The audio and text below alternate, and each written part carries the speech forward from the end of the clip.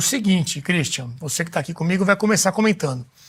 Você viu um detalhe ali, né? Ele fala que essa decisão de tramitação ou não do processo de impeachment vai depender do plenário.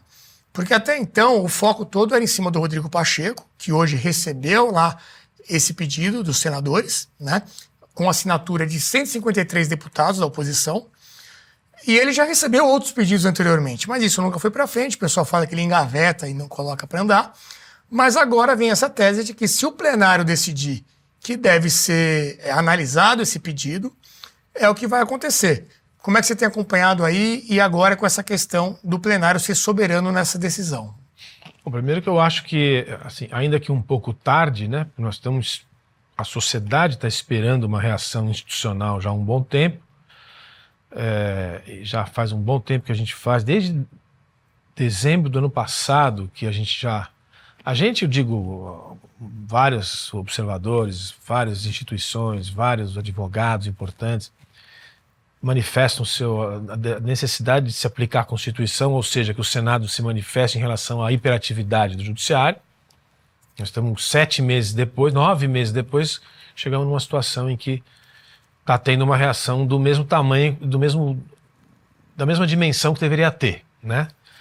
Esse é um ponto importante. Chegamos finalmente onde a gente deveria estar há 8, 9 meses atrás.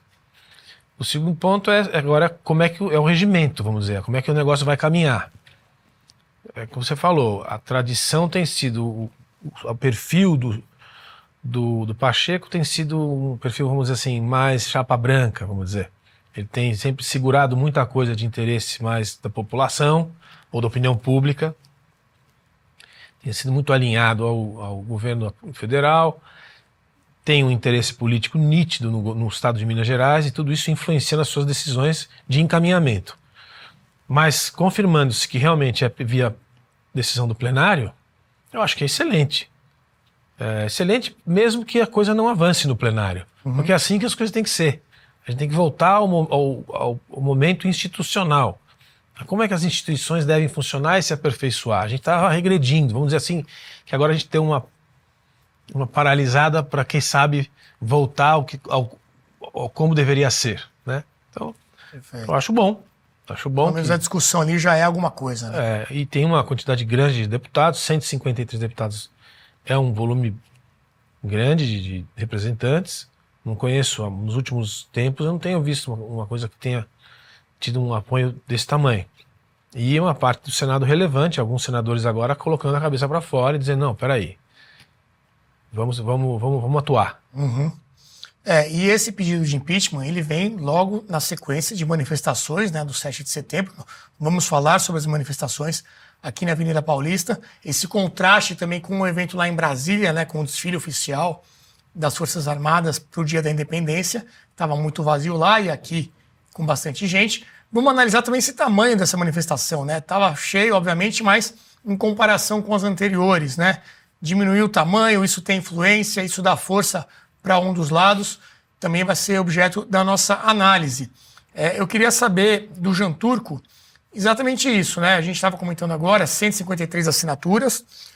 O Marcel Van Hatten comentou que 32 senadores já demonstraram que são apoiadores do impeachment, e aí teve até uma questão de estratégia não conter assinaturas de senadores nesse pedido, para que depois, lá na frente, em caso de um julgamento, eles não serem considerados suspeitos, né, já que já teriam demonstrado que estariam ali a favor desse impeachment. Então seriam já 32, lembrando que nós temos 81 senadores, então ainda é uma minoria lá dentro do Senado. Jean Turco, como é que você tem acompanhado aí e esse pedido de impeachment? Dá para ter alguma expectativa diferente do que aconteceu até agora? O que eu acho importante é lembrar sempre ao público que não é, alguém pode pensar finalmente, mas não é o primeiro pedido de impeachment de Alexandre de Moraes. Se não era, estamos no número 24, perdi a conta.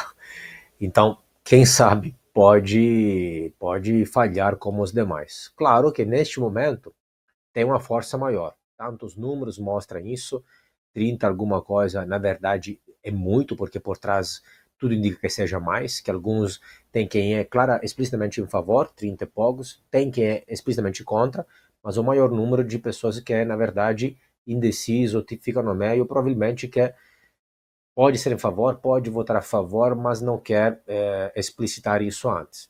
Então pode ser que passe. E também o movimento do 7 de setembro, também, obviamente, ele mesmo, né? Ou seja, o bloqueio de X foi ele mesmo que incitou, que incitou o 7 de setembro, que encheu a Paulista, na verdade. Uma das coisas importantes que considero neste momento específico, exatamente essa leitura do regulamento interno, ou seja, que deveria caber ao plenário a decisão, não sei como isso realmente vai ser decidido, etc.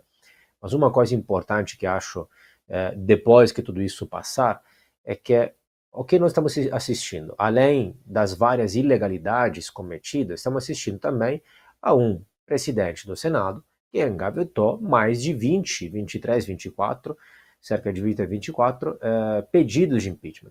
Ou seja, o processo tem que ser revisto. Não é possível, gente. Não é possível que nós tenhamos uma instituição onde é possível cometer ilegalidades seguidas deste tamanho, dessa gravidade, claramente contra qualquer lei e constituição explícita, e uma pessoa, né, consegue, já o desenho de colocar isso no Senado já é complicado, porque os senadores sabemos que são, tendo foro privilegiado, são julgados pelo mesmo STF, então já gera um equilíbrio complexo. Mas que uma pessoa, presidente do Senado, consiga engavetar mais de 20 pedidos de impeachment, tem que ser revisto esse processo. Não é possível. A população não pode esperar, a Constituição não pode esperar, a legalidade não pode esperar que o presidente do Senado seja pressionado ou mude o presidente do Senado, que passem anos e anos. Tem que ter alguma revisão deste processo, não sei, depois de um certo número de pedidos que tem que aceitar, ou que vai para o plenário mesmo, alguma coisa que possa reverter este poder do presidente do Senado. Porque dessa forma era para acontecer muito antes, era para ser debatido e votado no Senado muito antes, e não esperar 24, 25 pedidos. Muito bem. O pessoal está perguntando aqui no chat sobre o Luiz Felipe de Orelhas e Bragança. Está lá em Brasília, está ocupado lá, conversando com os outros deputados, está no seu papel agora aí de parlamentar, por isso que hoje, infelizmente, não pôde estar aqui conosco, mas daqui a pouco, quem sabe, ele manda aí alguma novidade, alguma informação importante para nós aqui, para passarmos para vocês. Eu quero, antes de chamar o comentário do Ricardo Gomes, repetir então esse trecho da fala do senador Marcos Rogério, em que ele destaca que o poder de dar prosseguimento ou não ao pedido de impeachment estaria nas mãos do plenário do Senado e não unicamente do presidente Rodrigo Pacheco. Vamos dar uma olhada novamente. Portanto, a partir desse momento, começa a tramitar no âmbito do Senado Federal o pedido de abertura de processo de impeachment contra um ministro do Supremo Tribunal Federal por crime de responsabilidade. Quais são os passos deste processo a partir de agora? Conforme o regimento, uma vez apresentada a denúncia, ela é recebida pela mesa do Senado Federal, depois de um ato do presidente do Senado que encaminha a advocacia do Senado, e a decisão quanto a dar prosseguimento ou não a essa denúncia, admitir ou não a essa denúncia, ela é feita pelo plenário do Senado Federal. Isso é o que manda o regimento interno do Senado Federal, é o que manda a Lei 1079. E com base no ADPF, decidida pelo próprio Supremo Tribunal Federal, a competência para decidir se avança ou não, se admite ou não, ela é originariamente do plenário do Senado Federal. Tá aí, destacando o número da lei, é o que está na lei, então o rito seria esse, né? Mesa, diretora do Senado, comissão e plenário. Ricardo Gomes, seu comentário inicial. Bom, primeiro, boa noite, né? Embora a gente defenda, pelo menos alguns de nós aqui, a gente defende um Brasil parlamentarista, a verdade é que o regimento do parlamento, o regimento do Congresso Nacional é presidencialista. Atribui muito poder para o presidente da Câmara e para o presidente do Senado. É óbvio que o impeachment ele é um processo que não pode depender só de uma pessoa, porque senão basta ao presidente da República ou a qualquer outro agente político ter um aliado sentado na cadeira da presidência do Senado ou da Câmara e nenhum processo anda. No caso dos ministros do Supremo, no Senado. Né? Então, embora o regimento atribua muito poder para a figura do presidente da Câmara e do presidente do Senado, a gente tem visto isso ao pautar as votações. Né? O Lira, o presidente da Câmara, alguns deputados dizem que há um RIL, R-I-L, o regimento interno do Lira, que é diferente do regimento interno da Câmara. Porque pela Câmara o presidente teria que anunciar 24 horas antes o que vai colocar em votação. Dizem alguns deputados com quem eu conversei que o Lira acaba informando que vai ser votado ali na hora, no plenário, sem cumprir o regimento, e isso segue assim porque é matéria interna dos tribunais, dos órgãos do Legislativo, e nenhum tribunal se mete nisso. Então, a interpretação que se vem dando no Brasil de que simplesmente se o presidente do Senado não der andamento, não é possível o processo de impeachment, é obviamente colocar o regimento interno acima da lei do impeachment, acima do espírito da Constituição, que garante o devido processo legal, inclusive nos processos de impeachment, e não pode submeter isso à vontade de uma só pessoa. Então, tem que ver se vai vingar essa declaração. Ao fim e ao cabo, Pacheco precisa despachar, precisa da assinatura dele. Ele vai apostar essa assinatura, encaminhar para a Procuradoria, encaminhar, né? Isso é o que seria, no direito a gente chama de despachos de mero expediente. Seria um ato que não tem natureza decisória, tem apenas o empurrar do processo para frente dentro do rito que a lei manda. Agora, tem que estar a assinatura, o próprio deputado falou, né? Recebido pela mesa, o presidente tem que encaminhar, então precisa da assinatura dele.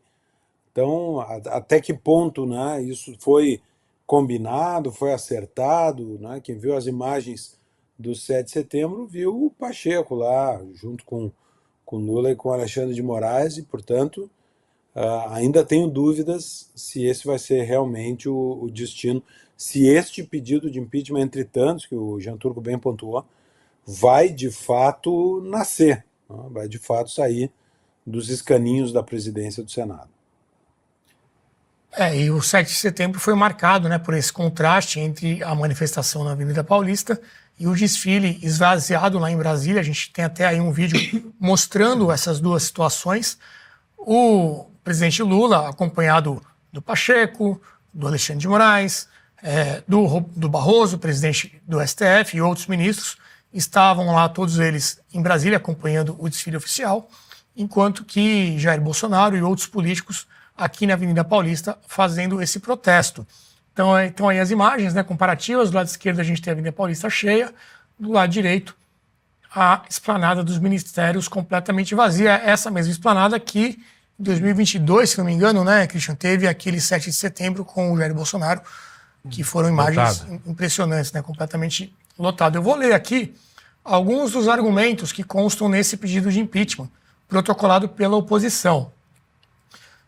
Em tópicos, né, violação de direitos e garantias constitucionais, desrespeito ao devido processo legal, abuso de poder, prevaricação no caso Clezão, aquele preso do 8 de janeiro que acabou falecendo dentro da prisão, uso indevido de instrumentos como a prisão preventiva para utilizar como mecanismo de coerção, desrespeito a pareceres da PGR, violação das prerrogativas de advogados, negativa de prisão domiciliar para pessoas com problemas de saúde. A lista é longa, eu vou trazer mais ao longo do programa. A gente sabe, né, Lobauer, que o impeachment, a gente já viu, porque o Brasil tem disso, né? Já tivemos 2 impeachments de presidentes da República, mas essas situações se mostraram ser muito mais até políticas do que técnicas, né? O motivo técnico parece que, bom, alguma coisa ali você vai sempre encontrar, dependendo da boa vontade de quem está avaliando. É muito mais uma questão mesmo do clima do país e das instituições que estão ali envolvidas para que algo realmente deslanche. Como é que você avalia esse clima hoje no Brasil e até comparado com os últimos tempos? Não sei se já estamos no ponto, mas comparado com o que tinha até um tempo atrás, vem se tornando algo mais palpável ou ainda não, na sua visão? Então, eu estou plenamente de acordo que impeachment é um processo político. Tanto é político que chega até a aberrações políticas, como foi, por exemplo, no impeachment da presidente Dilma, o nosso ministro Lewandowski fatiando a decisão, que a palavra também é horrível, mas se utiliza muito na política, fatiou a decisão e devolveu os direitos políticos, ao contrário do que fizeram com o presidente Collor. Sim. No primeiro impeachment. O que não está na Constituição, né? Esse fatiamento exatamente, foi uma intervenção ali. que mostra mais uma vez uma decisão que é uma decisão de acerto na hora ali. Dentro do Congresso Nacional, a decisão foi tomada na hora, no plenário e no balcão ali, né? Então é sempre... Nos Estados Unidos também é uma decisão política, mas é que, assim, não é aquela coisa de você seguir estritamente o processo legal. Depois, eu não vejo hoje em dia um ambiente como... É um processo de um juiz, uma coisa inédita, então não é tão... É uma outra coisa, mas o ambiente político é muito diferente. Eu acho que dos dois impeachments. Uhum. Eu acho que hoje em dia a gente está vendo aí, a gente usando as imagens da manifestação, o que a gente vê é um palanque do governo com o presidente da República, com os juízes, alguns juízes do Supremo, com alguns ministros, o presidente do Senado, o presidente da Câmara. O presidente da Câmara não estava, né? Como se estivesse tudo em ordem, todos em uníssono. Então é evidente que é uma fotografia de um posicionamento para todo mundo ver que, aspas, existe uma unidade, existe uma posição política muito clara ali.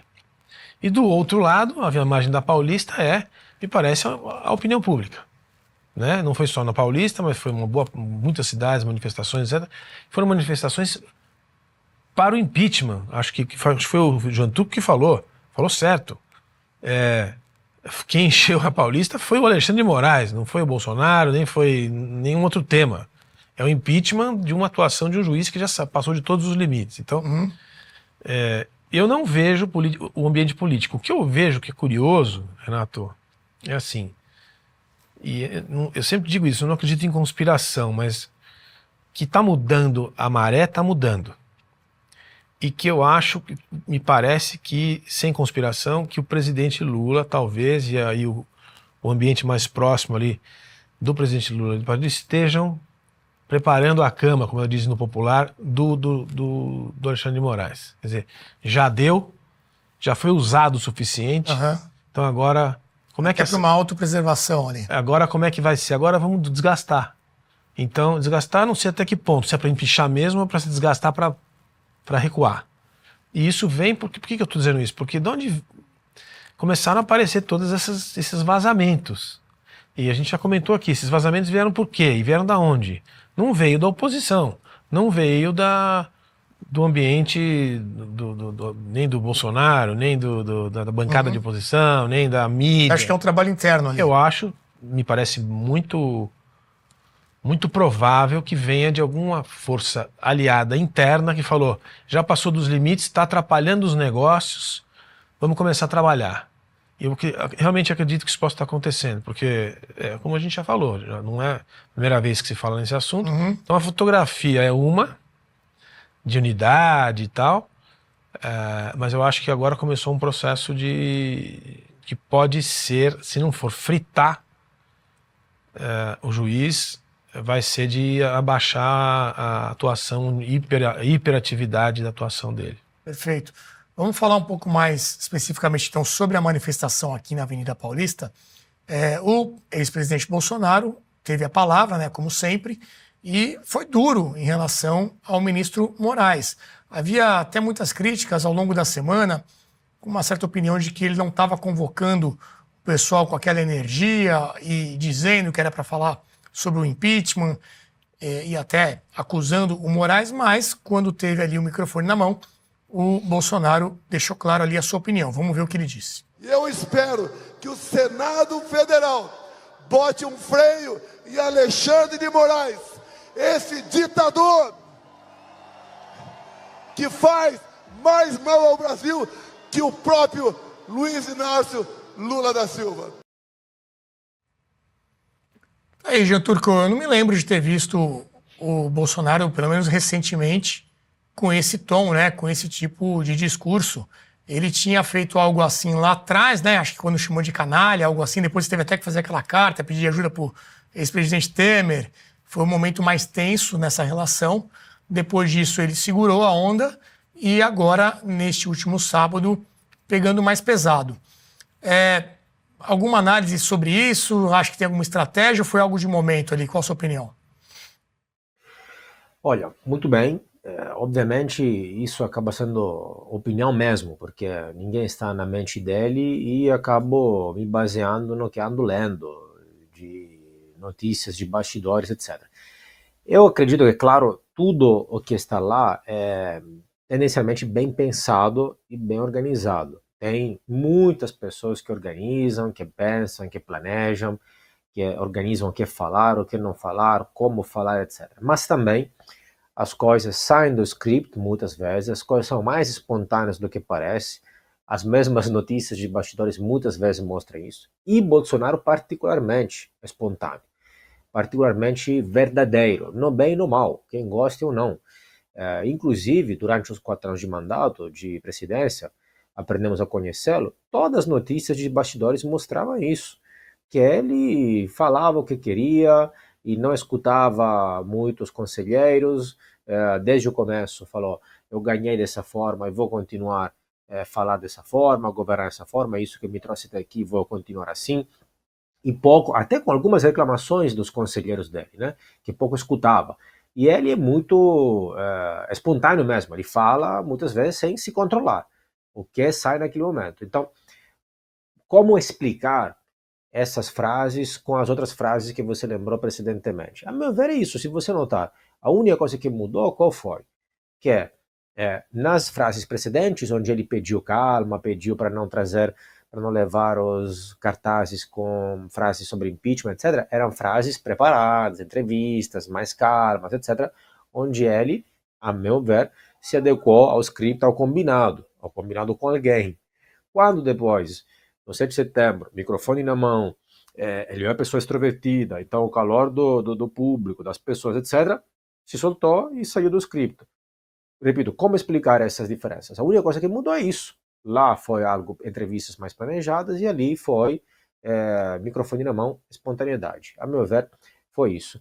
Mas não significa que seja ruim, ou seja, precisa também de alguém que critique, que bate, que chame as coisas pelo nome, que fale exatamente do que se trata. Porque, repito, atualmente, assim, já são anos e anos que existe essa situação. Não se trata de uma única ilegalidade, se trata de várias continuadas.